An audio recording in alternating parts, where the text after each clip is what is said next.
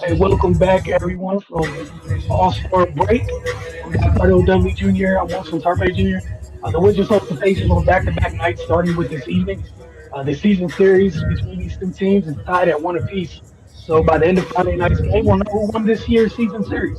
As far as we had a Wizards injury update, just want to share with you guys, share with us earlier today. The Wizards announced following injury updates for guard Trey Young and Anthony Davis. Young, who's been sidelined by right knee MCL sprain, squad contusion, was reevaluated following the All-Star break.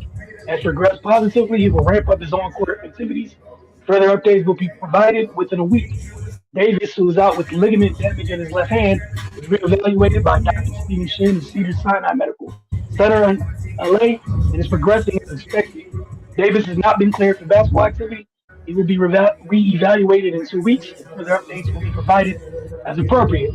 Now for tonight's injury update. The Wizards will be without Anthony Davis, D'Angelo Russell, Alex Sarr, Ken Whitmore, Trey Young.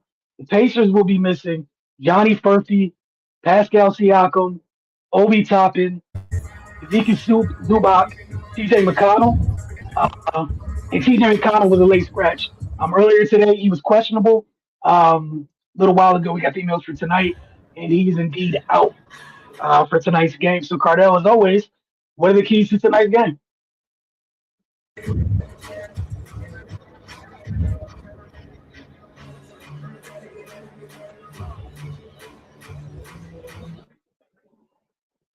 All right, folks, I'm sure we'll have Cardell back with us in just a second. But again, happy to be back from All Star break.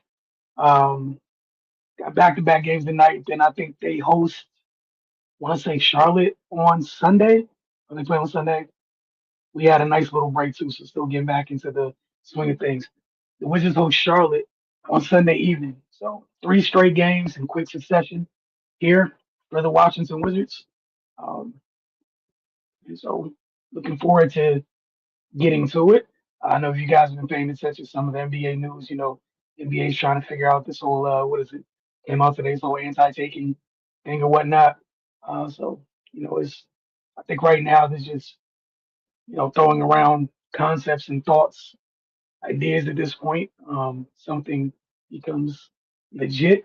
We'll happily share all that with you guys. But we got Cardell back, so we're gonna get him right back on the screen. So Cardell, obviously, welcome back again. Gotta love the Wi-Fi in Cat One. Wouldn't be a regular show without it. But again, happy to have you back.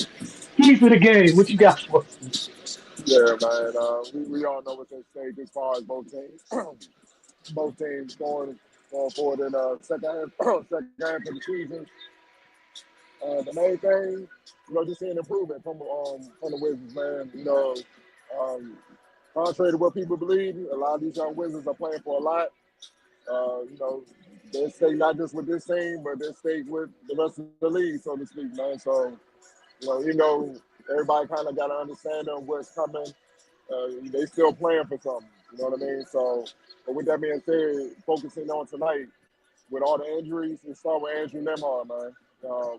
Efficient score, a three-level score, pick and roll, mid-range, post up, big guard, about 6'5". Uh, get to the free throw line and can finish at the basket. Very crafty off the bounce. But he's also a very great. He's a very uh, efficient and great playmaker as well. He's averaging 17.4 points, but he leads the team 7.5 assists. That's kind of when Tyrese Halliburton tells you that's kind of what he does. But he's kind of picked up the slack, um, or at least trying to pick up the slack considering all the changes and injuries that they've had. So, it starts from him tonight. He's giving the keys with the current situation with the Pacers. So you got to try to slow him down. It's tough. And then on the other end, he's a hell of a defender. You know what I mean? He's pretty much complete as a guard, man. He thrived in his role with the team that made it to the finals last year, and with Carlisle, due to injuries and different personnel changes, they've increased his workload, put him in a different role, and he's thrived with that as well. So it starts with him. You gotta kind of keep him contained.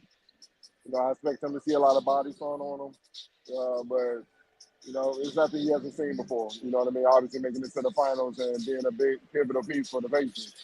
Uh, he's shooting 44, 36, 81 shooting splits on the season, man. So he's he's having a hell of a season despite their record, man. So you gotta try to contain him on offense or make him pay on defense or when he's on defense and tire him out so he can't do everything.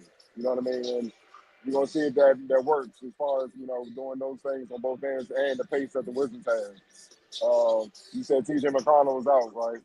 All right, so you don't have to worry about him. I know the Wizards guys are happy. He's the best. He's the best defensively. He don't cut his motor off. So that's a big blow for the Pacers. Jay Huff. Jay Huff, you got to deal with him. A lot of people may not be paying attention because the Pacers are struggling this year. Um, but he's 7'1", super athletic, rim runner, one of the top rim protectors in the league. Definitely the best on the team. Averaging 1.9 blocks per game. But he's effective, like I said, with rim running, screening, rolling to the basket, screening and slipping, and go screening. He's the ultimate lob threat. He's not just tall, 7'1", he's 7'1" with bounce. So you have to keep him away from the rim, keep away from the basket, and try to keep him out on the perimeter where he's more limited and do it without fouling. He's a very good free throw shooter as well, capable. Um, he's shooting 84% from the free throw line. So not only can he dunk on you, finish inside well, if you send him to the line, he can make you pay that way. Defense, he's the ultimate rim protector. One thing you can't do, he's not the strongest. He's not the, not don't have a lot of girth. If you had a bruising big on the Wizards, you possibly could get away with that, but they don't right now. So um, you got to kind of deal with him in that sense. And then the thing is with him, he fits a running game, which is what the Wizards want to play. So they're gonna have to keep him off the boards, be physical. Whoever guards him, they're gonna have to be physical. We've seen with the Wizards, everybody from Bilal to Jameer Watkins to Champagne just take their turns with the bigs. They're gonna need to do that again, kind of with him to keep him off the boards. Local product, Jarossi Walker. I'm sure he's coming home from Baltimore. I know he's home. He's gonna try to put on a decent show and whatnot. So 6'9" big, hybrid, can play the 3-4.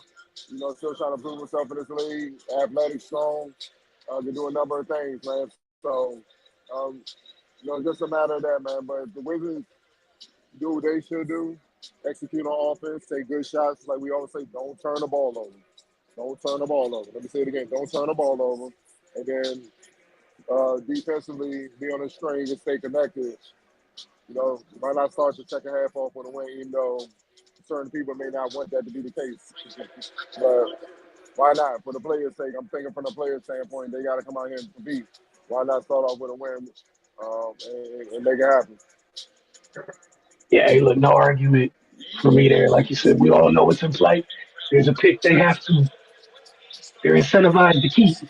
That's there. There's nothing against picking up a couple along the way. It doesn't have to be 30 straight L's.